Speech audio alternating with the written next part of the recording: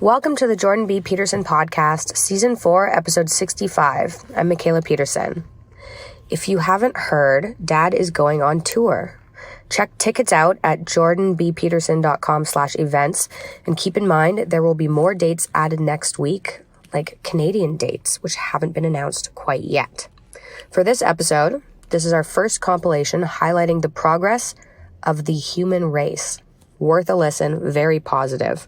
All we ever hear about on the mainstream news is that the world is in dire straits, that we are going in an irreversible direction, and that it's all our fault. Throughout many conversations in Season 4 of this podcast, we've explored these narratives in depth. We would like to promote an alternative narrative. Did you know that in 1981, 42% of the world's population was living in what is called absolute poverty? And by 2018, that number had fallen to 8.1%? By 2030, we're on a pace to have less than 5% of the world's population living in poverty. Are you aware that alongside nearly eradicating poverty, we've also nearly ended world hunger? Over the last 50 years, we've added nearly 1,000 calories per day to the world food supply average. We've also drastically increased the supply of tree coverage across the globe. Resources are being used more efficiently than ever before, and the global economy has grown by over 100 times over the last 200 years. There are legitimate reasons to be concerned about certain specific issues that we still need to improve, but overall, the data is undeniable. We are living in an age of seemingly impossible progress in nearly every sector imaginable. Enjoy this episode.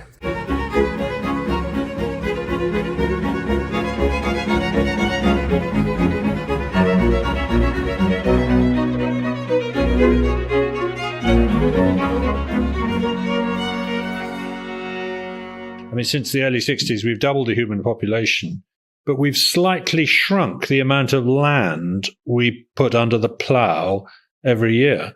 There's been a 68% reduction over 50 years in the amount of land needed to produce a given quantity of food.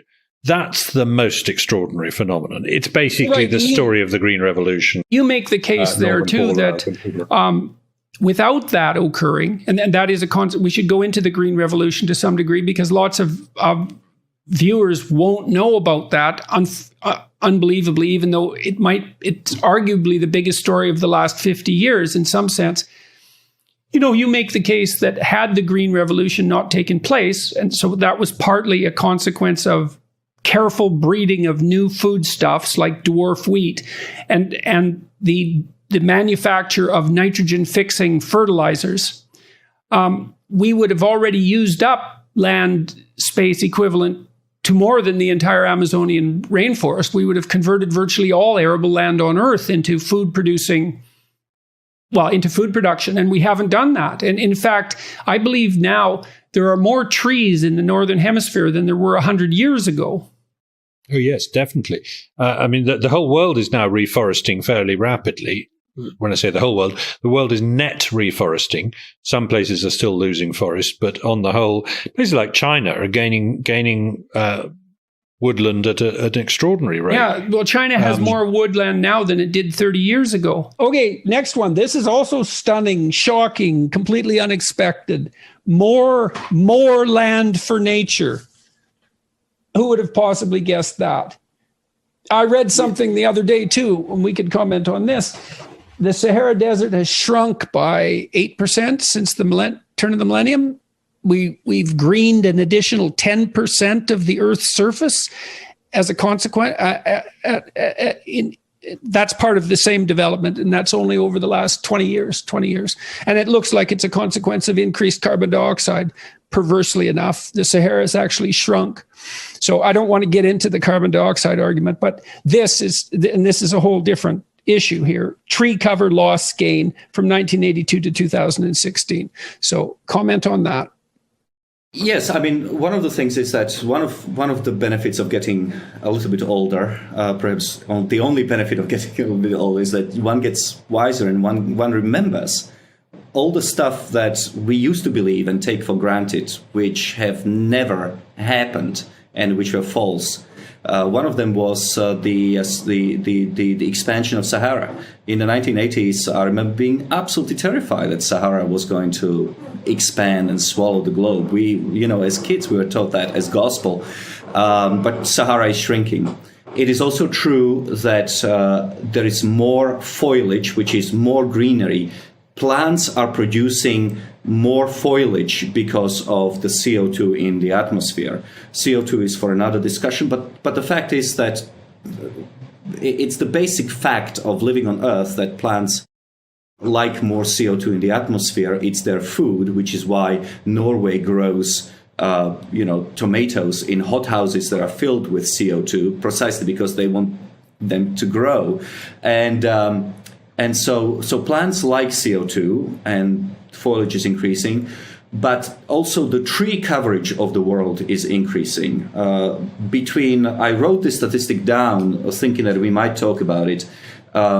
Between 1982 and 2016, we have added tree area the size of Alaska and Montana combined to the world. Now, that's a pretty big chunk of the world. The United States has 35% more trees than when Ronald Reagan became president of the United States. China, 35%. No, China is 15%, yeah. Okay, so now I've read critiques of this too. When I've tweeted this, for example, people say, yes, but we've lost a tremendous amount of biodiversity, that much of the new growth is monoculture in contrast to the previous growth. And I suspect that's not true in some situations and is true in others. I don't think that's true of the reforestation of the United States, but I don't know. Do you know? Well, first of all, compared to what? At the time when Industrial Revolution started in Great Britain, which was responsible for many of the great things that happened since then, at that time, one of the reasons why they had to switch to coal is because there was no tree left in Britain. I'm exaggerating, but I am not far off.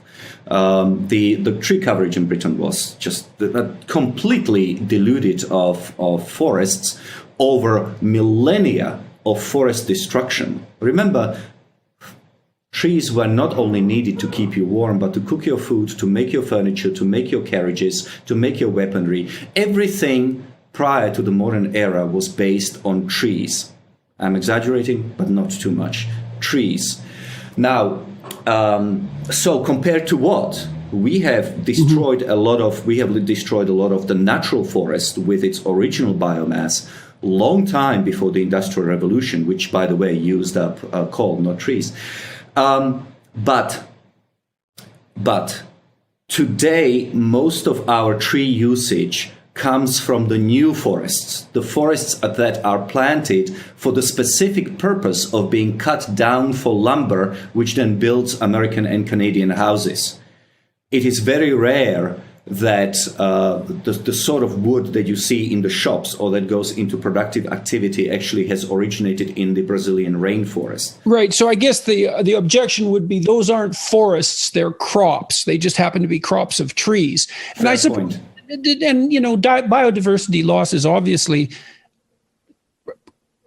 problematic and even potentially catastrophic, but I don't think that means that you can't take heart about the fact that much more of the planet is green and there's a certain amount of reversion to a more natural habitat. Certainly an indicator that we're much more efficient users of resources. We don't have to take up so much space. And the agricultural revolution also contributed to that to a great degree. That's human ingenuity again, because we can grow more on less land. And I don't see that stopping. I think we're going to get more and more and more efficient at food production. Why would that stop? The market certainly drives us in that direction. And there's no indication of that slowing as far as I can tell. So 3 points, I hope I can remember them. One is, yes, because of increased agricultural productivity, we are already returning land to nature, and we can do so in the future at an increased pace, which means that we are returning land not just to the animals, but we are returning it to nature, where the biomass can grow again and where it can reconstitute itself. Mm-hmm. The second point is that we are also living in a world that has record acreage and mileage and square mileage of globe's territory, which is protected from any kind of interference from humankind. So we have record square mileage of oceans which are now protected and which cannot be fished in, and we have record square mileage of land which is protected in national parks or is otherwise excluded from economic activity. The third point that I want, and that comes with wealth. The wealthy countries they are, and stability and political stability, because you don't need much catastrophe and social breakdown before those national parks and all their animals are going to have everything eaten out of them. Typical example would be Zimbabwe, yes. And the last point I want to make is that we have a problem in Brazil. Brazil has obviously vast rainforests and very ancient forests, which are filled with all sorts of things that we may discover are helpful to us in the future. As well as dangerous, but nonetheless, very few people would say that it's a good thing to get rid of the Brazilian rainforest. My understanding is, and I'm willing to be proven wrong on this, is that most of it has to do with farming, especially of poor people in Brazil, who burn forests in order to clear the land for agricultural activity. Now, I realize that this point may not necessarily be appreciated by wealthy people in the West, but poverty in developing countries can be very, very bad. In Brazil, there are some pockets of real wealth, but there are also pockets of tremendous poverty. And the more inland you get and the more into the Amazon you get, the poorer the people become. These people, from their perspective and the perspective of their government, should be allowed to earn a living. The way you protect Amazon is to have higher rates of economic growth in Brazil, so that those people start moving away from the Amazon. They start moving to cities like Sao Paulo and Rio de Janeiro and others, and they start working there in the factories, in the service industry, and they no longer have to burn forests in order to plant food so they don't starve. Well, here you have maybe the biggest piece of good news is that the amount of land that humans use for meat production has declined by an area 80% the size of Brazil. Well, that's a huge landmass. Over what period of time? Since the year 2000. Since 2000? Yeah. 20 years. Yeah. And people say, how have we done that? Well, it's pretty darn easy. You can produce 100 cows on an acre of land or one cow. So you just concentrate your animal production. There's some ethical issues that you have to deal with, but mostly in terms of at least cattle production, which is the big use of pasture, it's been, there's a win-win for treating cows humanely, as I document, thanks to Temple Grandin. Temple Grandin, yeah, she's really something, that woman. She's an incredible person and shows what neuroatypical people are able to contribute to this world in a really lovely way, that they don't need to become the negative side of that often. Yeah, she says she thinks like an animal. She really believes she thinks like an animal. Yeah. And I heard her speak at a conference on consciousness. It was a great talk. And she's so pragmatic and she's done a tremendous amount for animal welfare. And in this practical sense of actually fixing something, right? Yeah, absolutely. So, yeah, good for her. It turns out that cows, what they want to live a happy life is not the same thing as what we think we want cows to have. We think cows need to have a whole acre of land for him or herself. Cows just need to not be terrified before they die, and they need to be in clean stalls and stuff like that. So there's a win-win-win on humane animal treatment, land use, which is essential to protecting species, and human prosperity and development. And this is an incredible story. So the whole sixth extinction narrative is just false, and I debunk it. The other way it's false, as you alluded to earlier, we have seen biodiversity in many parts of the world increase, but with the rise of invasive species. And you may not want that. So diversity is the wrong metric. So in Hawaii, if you agree with, look, this is a non-scientific issue. It's just a question of what species do you want on the islands of Hawaii? Do you want the native species, meaning the species that were there Yeah. Well, underneath that is also this issue of purity and disgust and borders. It's like, well, that was nature before the invasive species. And that nature is somehow allied in your mind with ethical purity. And these invasive species are somehow aligned in your mind with something disgusting and inappropriate. And there's an ethical element to that. And you haven't sorted any of that out in your thinking because, like, do the islands care? Life moves around, and that's how it is. And so there's a weird unexamined projection of a religious issue onto what's hypothetically a scientific issue, and mucky thinking. What was defined as natural in Hawaii or in the Americas or anywhere is pre-European. So the purity is so Europeans are the contaminators. Right. But as opposed to like the indigenous people who were manipulating ecosystems at continent-wide levels, right, through fire mostly, but also through hunting and extinctions, certainly in the Americas, but also really around the world. You have this alteration of ecosystems by pure indigenous people. So in any event, yeah, if you want to save the species that were in Hawaii before 1500 or 1700, that's fine, but you can make a case for that not on purity grounds or spiritual grounds, just because you're worried you like those species. There's some cool bird species that could go extinct, on the islands of Hawaii if you don't remove some of the invasives.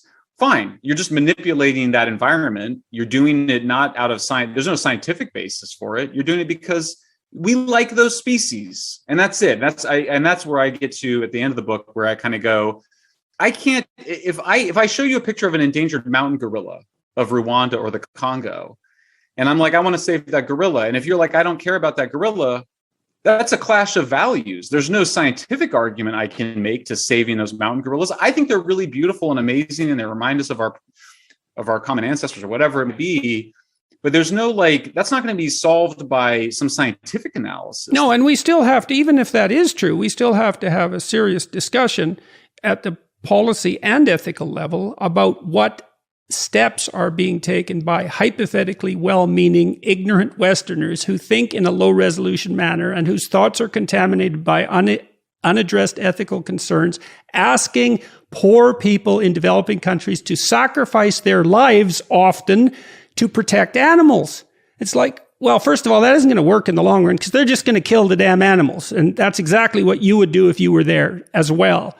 And they're not, you can't just ignore them. And that kind of gets shunted into they're human beings contaminating the planet anyways. And so the animals should come first or something like that. And not helpful.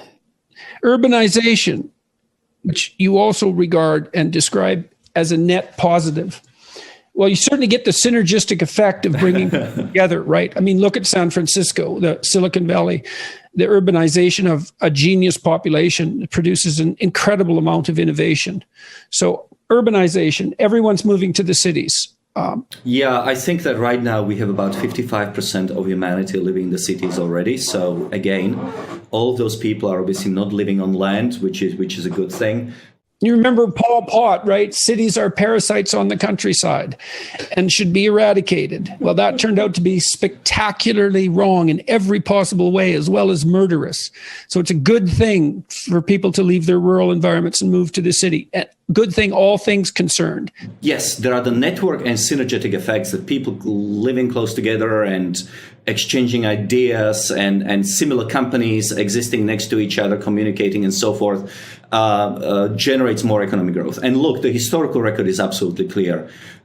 Cities have been the drivers of progress, whether it's Amsterdam in the 17th century or 18th century or London in 19th century, New York in the 20th century. That's where stuff happened, not just in terms of economic growth, but also in terms of culture, and things like that. So, and the final point, cities also consume less energy than urban areas per capita because we have public transport. People don't have to drive their Jeeps and 4x4s wherever they go of long distances. So people consume less energy in cities per capita, and that's again a good thing, I think. People are moving into cities. Cities are where innovation happens on the whole. They're disproportionately innovative. the bigger they are, the more efficient they are in some sense. They have fewer gas stations, fewer miles of road per person in bigger cities, if you see what I mean. They become more concentrated. More than half the world now lives in cities. That leaves the rest of the landscape untrampled. Cities only occupy about 3% of the world's land surface, I believe. So actually, it's a good thing because, yes, some of us like to live in rural areas rather than in cities. But those of us who want to can do that. Cities are where people come together and they mix and they have ideas and they produce baby ideas. So it was the city-states of ancient Greece or the city-states of Renaissance Italy that really drove the world economy in their day. Likewise in Britain in Victorian times, or California today. California is two great big city-states, Los Angeles and San Francisco, effectively. So I think the fact that the world is becoming more urbanized, or was until the last year, it'll be interesting to see whether city centers really do lose their allure after the pandemic, because a lot of businesses have discovered that they don't need to pay for expensive real estate. They can let people work from home. I suspect it'll lead to a lot more hot desking, people coming into the office 2 or 3 days a week, working from home 2 or 3 days a week, which will cut down on commuting, make some of the city's problems less bad, and cut the cost of real estate in the middle of cities. So I suspect that we could have quite a soft landing for some of the problems that cities have these days. But it won't all be plain sailing. Things are going to go wrong in that respect. Escape from Malthus. Well, the Malthusian trap was Robert Malthus's notion was that that if you kept people alive, they would simply, if you gave them more food, then they would simply have more babies. So they would end up just as poor and just as hungry. Something like that happened in Ireland when potatoes Absolutely. became the dominant crop and then failed, Yep. right? So the Irish you outline this in your book. It's not an idea that originates with me. When the Irish started to farm potatoes, their population exploded. And then a blight came in and wiped out the potato crop and blew out the Irish population. And that's a classic Malthusian example. Yeah. He's sort of the Malthus ultimate pessimistic biologist. Yeah, and he wasn't entirely wrong in that respect. But the thing he did get wrong is that technology might change it.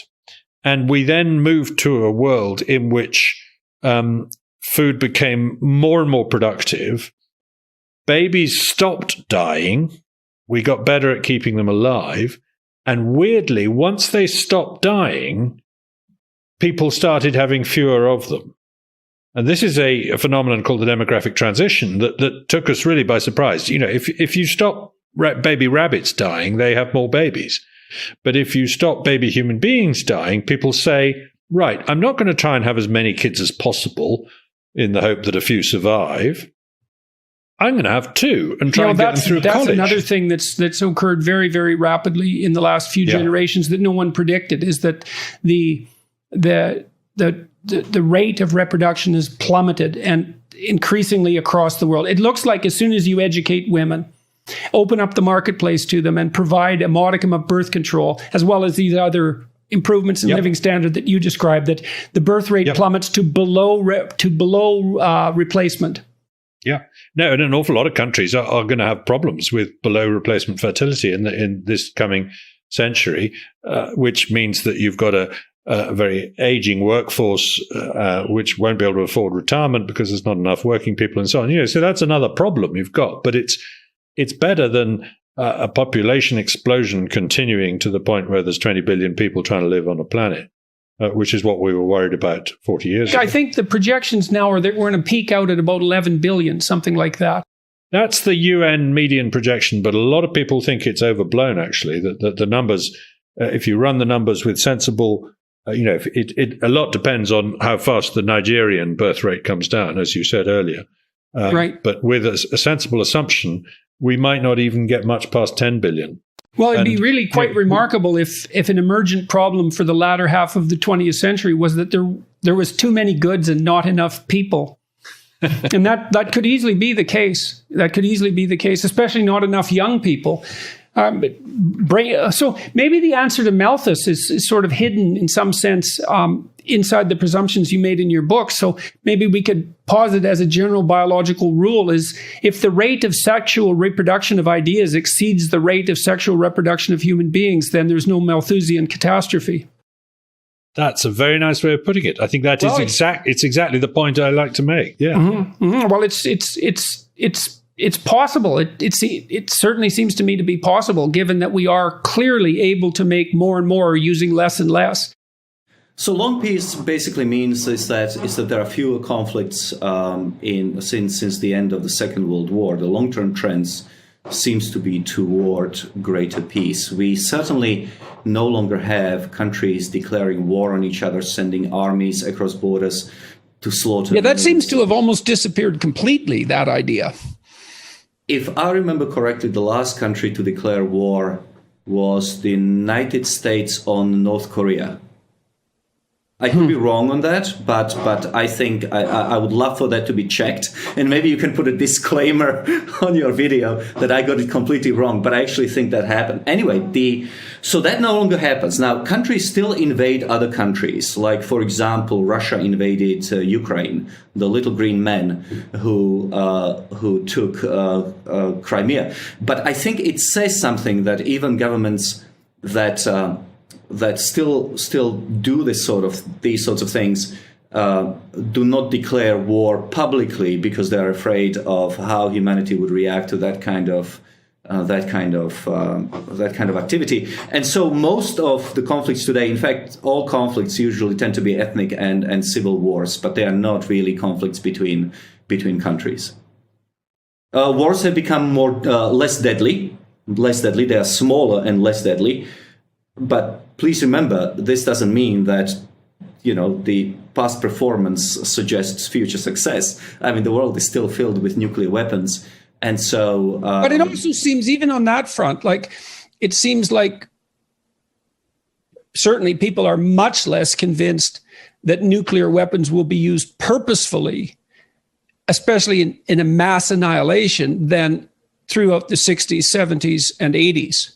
So the nuclear weapons are still there. There's far fewer of them, but imminent war between Russia and the United States certainly doesn't seem probable in the same manner that it did for that entire Cold War period up till the demise of the Soviet Union. That's right. I mean, we are down from 40,000 nuclear warheads per superpower down to about 3,000. I'm more worried about nuclear. About accidental terrorism and that sort of thing. So that's what really worries me much more. But that's a better worry in some sense than all-out mass annihilation. Well, ideally, I mean, you have a lot of smart people who are watching your podcast, and ideally, it could be calculated how many nukes would have to go off of what strength in order for there not to be the end of humanity. In other words, what is the maximum? And if we could convince the international powers to bring the total maximum number of warheads and their strength below that level while still being distributed amongst nuclear powers, then we could decrease that danger even more. I wonder if that would decrease one of the things I've thought reasonably frequently, although I'm not convinced of it, is that nuclear war is so terrifying that it's actually made us more peaceful. Like that terrible threats, like the fist of God. There's some places we just can't go anymore and more. And people so far, thank God, have seemed unwilling to go there. So the terrible threat may have had benefits. Yeah, there's a whole branch of international relations, study of international relations, which argues precisely for that. You're not alone. There are other people supporting your view. But unfortunately, nuclear weapons cannot be unlearned. And so I'm afraid we are stuck with them And the best that we can do is to bring the number down to a minimal level where superpowers will feel safe without destroying the world. But that's just for another day. The last one, trend 10, a safer world. And this is death from natural disasters. Right.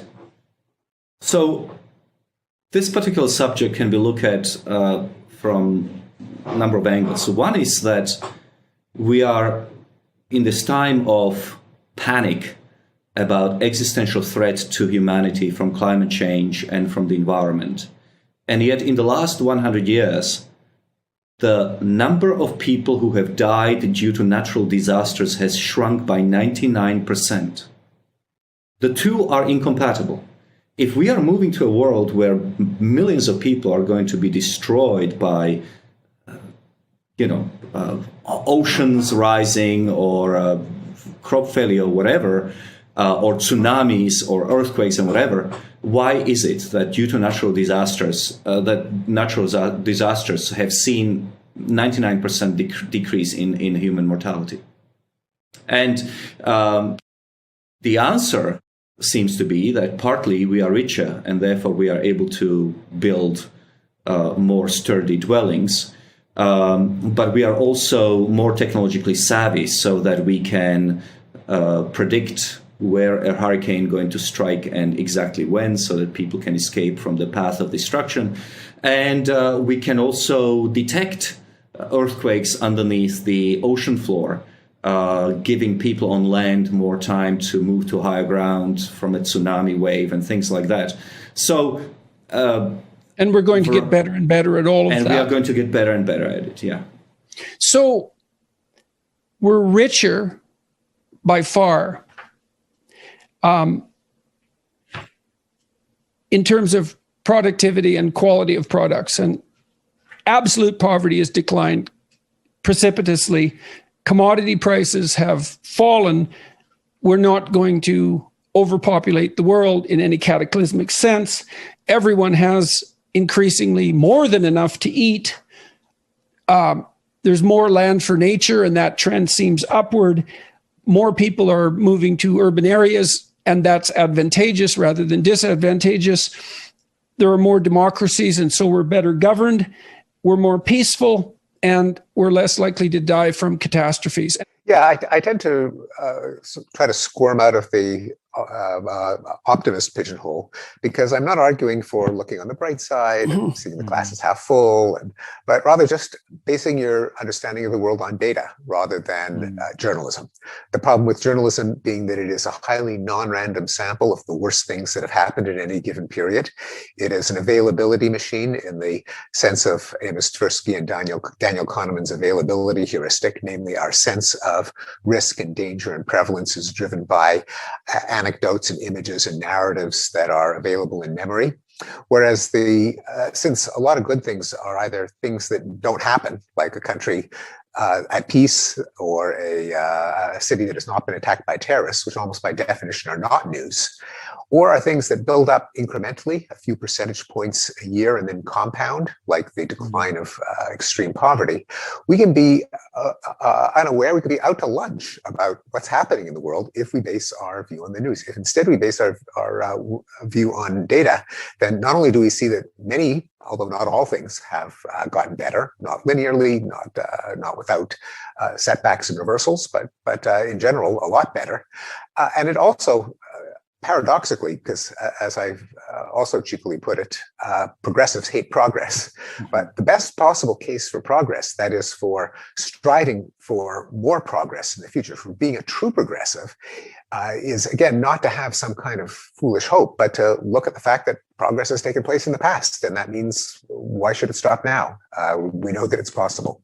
So that's the... Do you think that it's a reasonable thing to do from a rational perspective to compare the present to the past rather than to, there is a tendency to compare the present to a utopian future. And that's kind of a cognitive heuristic, because we're always looking for ways to make things better. And I suppose that's that tendency taken to its extreme. But it does seem to me that some of the decrying of the current situation is a consequence of comparing it to hypothetical utopia instead of actual, other countries or other times. Yeah, utopia is a deeply dangerous concept because people imagine a world without any problems. And since people disagree with each other, that means that in order to have complete harmony and agreement, you've got to get rid of all those nuisances, those people who are not on board with your plans for utopia, which is, of course, why it's been the utopians that have been the most genocidal regimes in history. What if people start understanding more about their biases, about how they perceive the world? You know, that this is obviously done in colleges and universities, in psychology courses, as well as in biology courses and things like that. But, you know, it's not as though human beings are incapable of changing their worldview based on evidence. We no longer believe that a sacrifice of a little child will produce better harvest. So we've learned that lesson. We no longer believe that throwing a virgin into a volcano is going to give us military success. We no longer believe in all sorts of things that we have taken for granted. In other words, we have shown that we are capable of learning and learning from evidence. We have internalized that focusing on irrigation and fertilization is a better way to produce food than prayer. And that gives me hope that as we move forward, we'll be able to learn more about the rest of the world, internalize not just that information, but also why we are being pessimistic and negative. What do you think about that? Well, I'm listening and I'm thinking it through. I'm also wondering, I would say that learning this material has lifted some of the existential weight from me.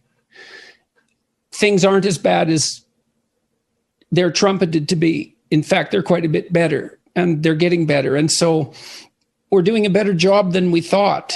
There's more to us than we thought. We're adopting our responsibilities as stewards of the planet rapidly. We are moving towards improving everyone's life. I lived under an apocalyptic shadow my whole life. I mean, I don't want to complain about that too much because I lived in a very rich place and I had all sorts of advantages and all of that. But the apocalyptic narrative was still extraordinarily powerful and demoralizing. And it looks to me that there are reasons to doubt its validity on all sorts of dimensions. And I'm not sure what that will do to people, but hopefully it'll make us more optimistic and positive and less paranoid and afraid and happier with who we are, but still willing to participate in improving the future. And to lift some of the weight off young people who are constantly being told that the planet is going to burn to a cinder in the next 20 years. And there's no reason for a counterproductive and anti-human pessimism. We could have a planet where there was enough for everyone and where there was enough for the non-human inhabitants too, that contribute to making life rich. And there's no reason not to aim for that. And there's absolutely no reason not to assume that it's within our grasp. So we want to aim properly. And we can have what everyone seems to want, whether they're on the right or the left, when they're thinking properly, which is an eradication of absolute poverty. So no one is forced into penury and starvation and no children fail to develop. We can reduce the impact of relative poverty, which is an intransigent problem, but not unaddressable. And we could restore to a large degree or maintain a sustainable ecology around us. And we don't want to forget that and drown in our threat sensitivity. Yeah. But we do it by development, not by anti-development. Yeah, we do that by faith in human by faith in human beings fundamentally. And I think that faith, I don't think there's any reason for that faith to be unwarranted. We're not a plague on the planet. There's no reason to assume that. And just on that question of optimism, it's a bit of a evangelical cause for me, this, because I was steeped in pessimism as a young man, as a boy at school, at university. I believed that the population explosion was unstoppable, that famine was inevitable, that the oil was going to run out, that the rainforests were going to disappear, that cancer was going to shorten my lifespan, that pesticides were going to make life unlivable, all that kind of stuff. And it came as quite a shock when I found that the world was getting better, not worse, during my life, dramatically so. And so I want to tell today's young people that there is another possibility to the extinction rebellion kind of stuff that they're being fed by everybody, not just the education system, but the media and their parents, the grown-ups. I think it's quite important to have some optimism. Why is it that with nothing but improvement behind us, we're to expect nothing but deterioration before us? That's a great quote, and it's not me. It's Thomas Babington Macaulay, Lord Macaulay, writing in 1830. So already then he was fed up with the doomsters saying it can't get better. It's been getting better in the past, but it's going to get worse in the future. And that's what every generation says. And I think so far they've been wrong, and I think there's a good chance they're wrong now. Well, it might be a consequence of the human tendency to overweight negative information, right? We're wired to be more sensitive to threat and to pain than we are to hope and pleasure. And I suppose that's because you can be 100% dead, but you can only be so happy. And so it's better in some sense to err on the side of caution. And maybe when that's played out on the field of future prognostications, everything that indicates decline strikes us harder than everything that indicates that things are going to get better. I mean, it's a real mystery, right? Because the news tilts itself very hard towards the catastrophic. And I can't think of any explanation for that, given that news purveyors seek attention. I can't come up with a more intelligent explanation than our proclivity for negative emotion. But we do have to overcome that to some degree if it's not in accordance with the facts. Yeah, there's an interesting angle there that I think might be a clue to what's going on. Several people have observed that we are less pessimistic about our own lives than we are about larger units. So we're not very pessimistic about our village. We're not very pessimistic about our town, but we're very pessimistic about our country, and we're extremely pessimistic about the planet. The bigger the unit you look at, the more pessimistic people are. And of course, so people on the whole think their own life's going to work out. It's going to be fine. They're going to stay married. They're going to earn a lot of money. They're okay when they talk about themselves. And I think what that's telling you is that your information about your own life comes from your own experience.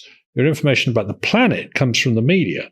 And that implies to me that it's not just our inbuilt biases that are doing this, that there is a top-down effect from what the culture chooses to tell us.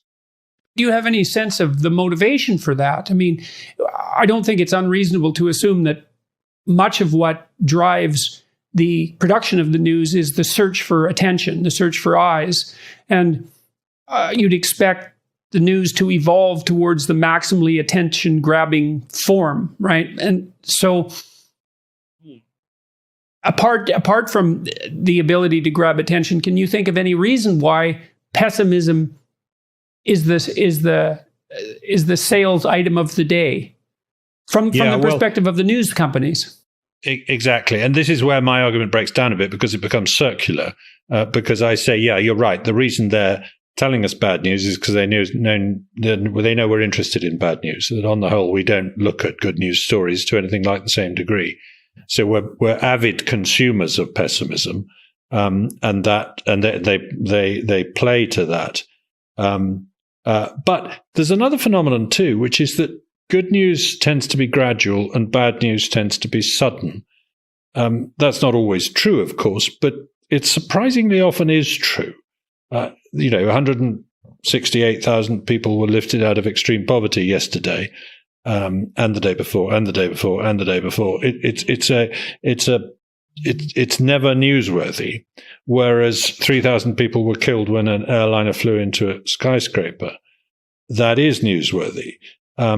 because it's so sudden, so unexpected, so new. Well, it's funny when I ran across statistics like the one that you just quoted, which I think is worth repeating over and over. 170,000 people lifted out of poverty today could be 3-inch headlines every day because it's an unparalleled event in human history, although it's occurring every day right now. But maybe it's also because you have to prepare for the worst, but you don't really have to prepare for the best. You know, if the best is happening, then you can just keep on doing what you're doing.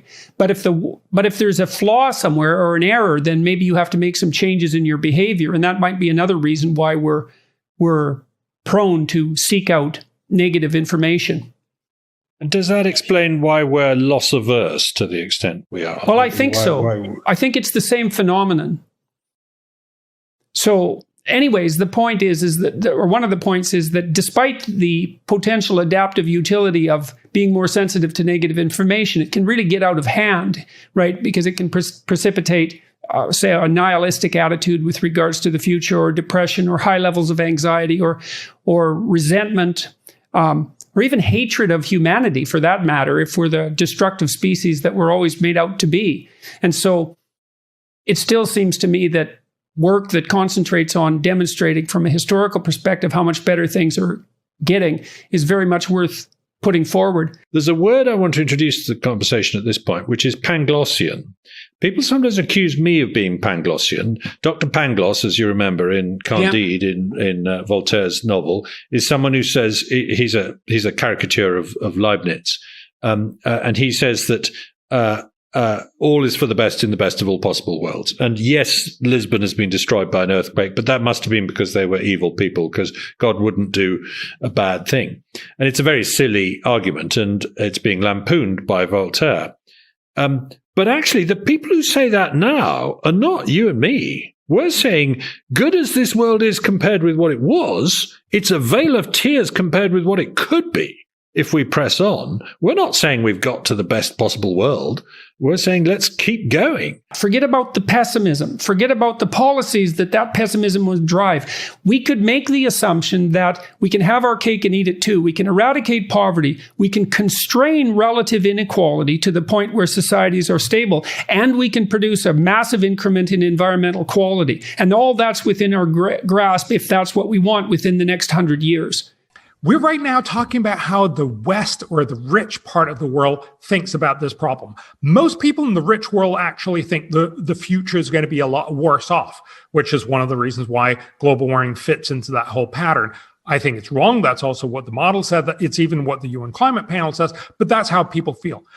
The other 3/4 of the world, which are China, India, Latin America, Africa, they actually believe that their world is going to be much better in 10, 20, 30 years.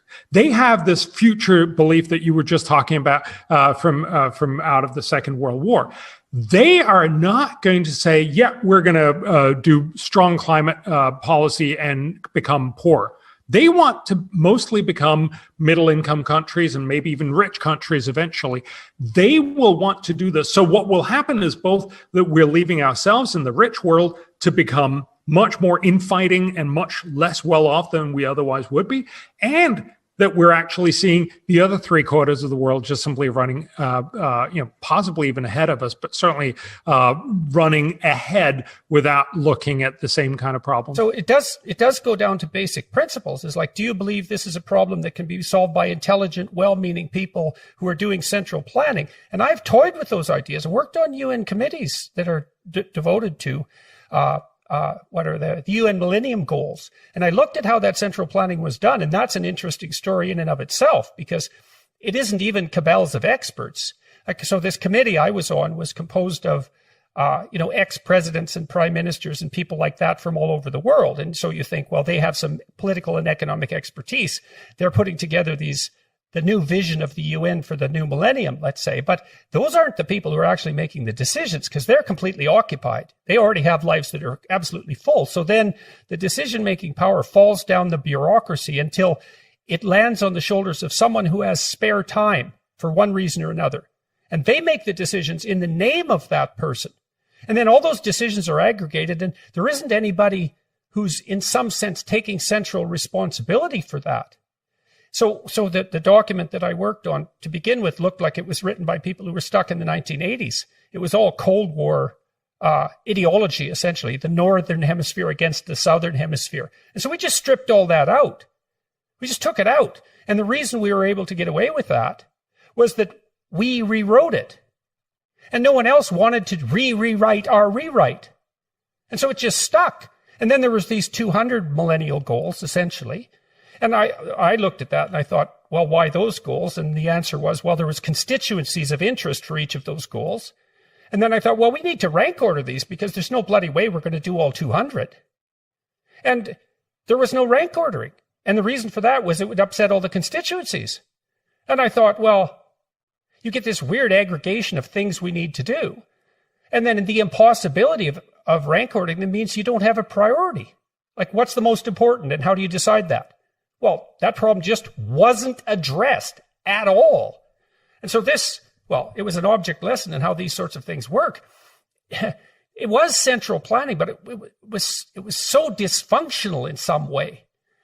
It's not like, it's partly because there wasn't anyone in the world who had enough intelligence, enough knowledge to make those sorts of decisions.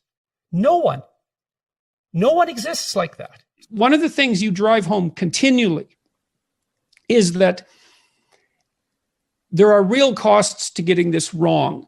The costs are the money spent and what that money could have been spent on instead. So maybe you could make a case for everyone who's watching. What do you see as the proper set of priorities? Where do we as a species get the most bang for the buck with regards to these international problems? What are the top 10 things we should be concentrating on? Yeah. So absolutely. Just to give you a sense of the $24 you were just talking about before, that people are not willing to spend very much. I think that's one of the reasons why, for instance, a carbon tax is so hard to do. Carbon tax is one of the smart solutions for climate change, but it also makes it very explicit that you're spending lots of money. So instead, what most people support is that we should be subsidizing green energy, that we should be subsidizing electric cars, that we should be doing a lot of other things that make you feel virtuous. It doesn't feel like it costs all that much, but it actually ends up costing huge amounts of resources. So while people saying they're not willing to spend very much, their sentiment actually allows politics to end up spending huge amounts of money. So this really matters. So, sorry, you asked me, what are the things we should be spending our resources on? Yeah, and so that also means, what are we sacrificing if we concentrate too much on the moral virtue of driving a Tesla, for example, which is a clear status symbol, very expensive, and not obviously related to ameliorating climate change? What are we sacrificing? So as long as we are driving this Tesla, because the government, and that's typically almost everywhere in the world, because the government has spent $5,000 or $10,000 on subsidizing us in order to make us afford to drive this Tesla. That's $10,000 that couldn't go to other things either in our own states, our own nations, where we obviously could have spent it according to what the political decision-making process would decide, on better education and better care for our elderly, on better COVID care. Right now, there are lots of other things that are demanding attention. But what we tried to look at was, where could you spend this globally? And I'm going to talk about a few things because I'm sure we can get back to more of them. So one of the things that we talked about was free trade. So free trade, we know, is one of the reasons why almost everyone has gotten rich. The basic point is that instead of me trying to do everything, I specialize. I do one thing, and then I have a baker bake my bread. I have a butcher do my meat if I'm not vegetarian, and you do all these other things, and you have all these specialists doing it.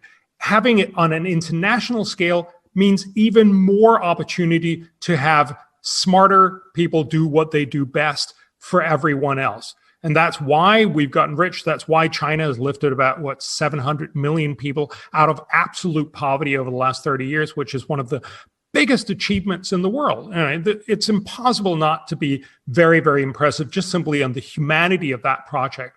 And of course, we should be doing more of that.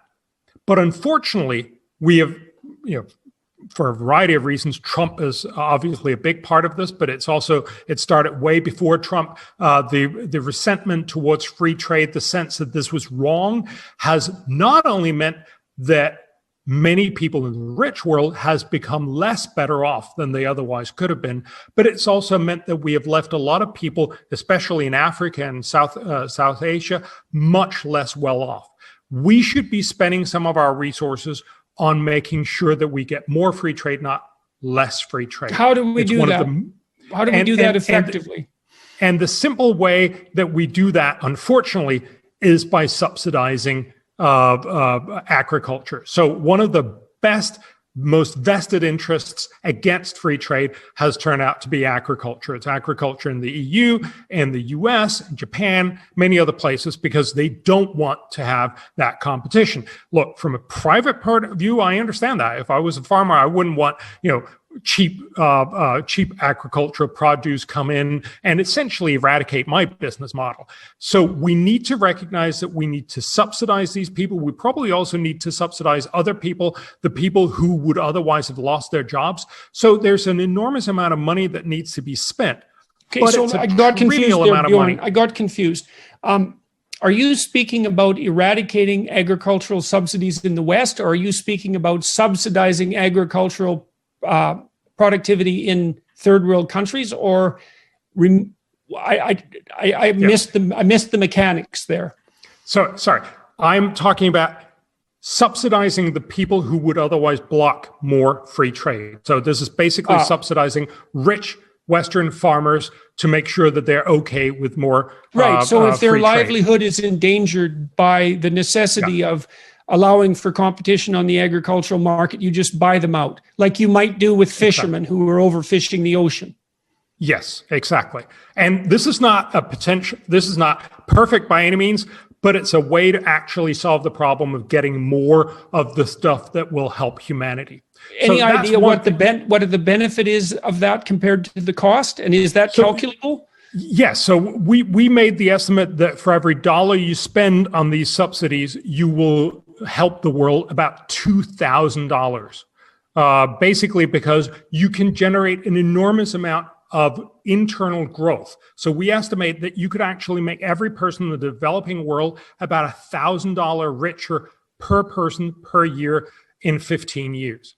That's it. Okay. So wait, we're going to slow down there because those are unbelievable. Yes. Those are unbelievably massive numbers, claims. Yeah. Okay. So you said to subsidize rich agricultural producers in the West to the tune of $1 a year buys you $1,000 in increased revenue globally. 2,000. Yes, 2,000. It's a 2,000 to 1 return.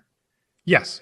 And this is basically because this is the World Bank's dynamic trade models that show that once you get a society that's able to trade internationally and openly, you also get enhanced growth within those countries. So that means they by themselves get to be better so that, and these would mostly be poor countries. There would also be a lot of rich countries, but these would mostly actually help the world's poor because they have the most catching up to do. And they will then be much better off. Not only will that be better for them, because if you're poor, $1,000 is a lot better than if you're rich, getting another $1,000, but also because it will help them generate all the other things they would like to have: education, health, resilience to global warming. So the whole point here is to recognize that this is one of the things that are hard to have a discussion about. There are very few people advocating global free trade. There are lots of people advocating against it. But we need to recognize that this is one of the things that have helped pull out most people of poverty, that we know could do even more in the future, and that we have a real opportunity to achieve. So that's, well, you don't have ice floe abandoned cuddly polar bears as portraits of the farmers that you're going to help abstractly in third world countries. So you have a sales and marketing problem there, and that's a real problem, right? And you know, it's interesting that the economic models don't take into account the difficulty of propagating the message. You know what I mean? Is that because there is a sales and marketing problem there, and it's not trivial. And it might be that $1 spent in agricultural subsidies to rich farmers in the West would produce that $2,000 return. But the question might be, how much money would you have to spend advertising that before people would believe it? And it's a crucial question. With a standard entrepreneurial product, I don't think it's unreasonable to estimate that 65 to 95% of the cost is in sales and marketing. 5% is production. And that's a great argument. So in some sense, you could argue what we try to do with the Copenhagen Consensus, where we make these priority lists, is just simply give you the raw data for what would academically be the smartest things to invest in. But you're absolutely right. There's no cute and cuddly, selling points to free trade. And actually to most of our top outcomes. So let me just give you a few of the other ones. So the second best is family planning. And probably also basic emergency care to women. This will deliver about $100 back for every dollar. You think spent. That would also be extremely attractive to people on the left? It should be attracted to everyone. Yeah. Yes. Because look, remember, right now, about 400,000 mothers die in childbirth. And about 2 million kids die in the first 28 days of their life here on Earth. And we know we could save many of these, not all of them, but many of these by simple measures. For instance, making sure that you don't get that the pregnant women don't get high blood pressure, preeclampsia and eclampsia, which kills more than 100,000 women every year. By simple emergency measures, when you come into a facility, give birth, and you have a problem, if you have simple procedures to make sure that problem can be dealt with, often with fairly cheap. You don't need more doctors. You just need nurses or even assistant helpers. You can do a lot of these things. We know that you can do this for very low cost. And then again, if you have, there's about 215 million people, women who don't have access to prevention. So family planning, if you could get them family planning, not all of them would use family planning all of the time, but it would mean that they would space their kids better. They would be able to give more investment into each one of their kids. That would get them better educated. There would be a lot of knock-on effects, but mostly this would mean that a lot of moms wouldn't die in childbirth, and their children that they do give birth to would have better lives. And again, we estimate this would cost about $3 billion a year, but it would pay dividends both in the terms of saving moms, saving kids, but also growing the economy because of what's known as the demographic dividend. If you have slightly fewer kids, you have more productivity because you have the same amount of capital, but for fewer kids, that means you get to be faster, richer. That's essentially what China has done in a sort of boosted way by their one child policy. I'm not advocating that at all, but it gives you a good sort of insight. Then there are lots of health things. We talked about tuberculosis. We could probably spend $1 on tuberculosis and help people not die, help people being better off, help families not dealing with tragedies of losing their mom and dad. It's typically, people in their middle ages that die from tuberculosis. Every dollar spent would avoid about $43 of social benefits. Would generate $43 of social benefits. Mm-hmm. If you look at childhood immunization, we've stopped a lot of the really damaging childhood diseases. So we've gone from a world where about 12 million children died just in 1980 to now only about 5 million children die every year below the age of 5. But clearly that's still way too many. We could probably save 1 million children for $1 billion a year. Just think about that. We estimate that for every dollar spent there, you do about $60 worth of good. So again, the whole point here is to recognize there are lots of amazing things that you can do. And I was letting my internal cynic respond to your arguments and trying to adopt the position of someone who might be critical of them. I know that arguments for ameliorating the lot of the poor that were put forth in the 60s were often countermanded by the claims often of environmentalists that you don't want to help the poor because they'll breed more, and that will just lead to more of the kind of problems that you're trying to solve. And so, the question might be, why would someone object to saving 1 million children a year through immunization, or I think you said 2 million children as a consequence of enhanced maternal care? And I can imagine similar arguments like that being raised, whether consciously or implicitly. But those things should be made implicit. So I would encourage people who are watching this or listening to this, a lot of you have chopped up my YouTube videos into small videos and sometimes animated sections of them and otherwise distributed them. Bjorn just outlined the top 4 investment strategies for a better planet. And it might be useful to consider ways that information can be distributed as widely as possible.